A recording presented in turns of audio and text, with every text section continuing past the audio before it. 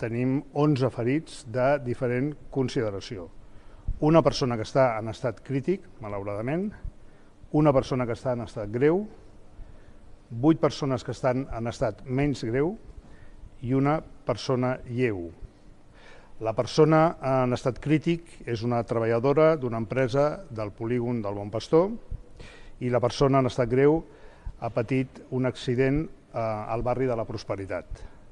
Les dues han estat traslladades a l'Hospital de la Vall d'Hebron per part dels serveis d'emergència i des d'aquí esperem i desitgem la seva evolució positiva. Com tothom pot veure, quan baixa al carrer i a les places de la ciutat, doncs encara hi ha arbres caiguts, encara hi ha moltes motos i bicicletes caigudes, contenidors moguts, que els nostres serveis, tant de neteja com de parcs i jardins, estan arreglant en temps real durant tot el dia.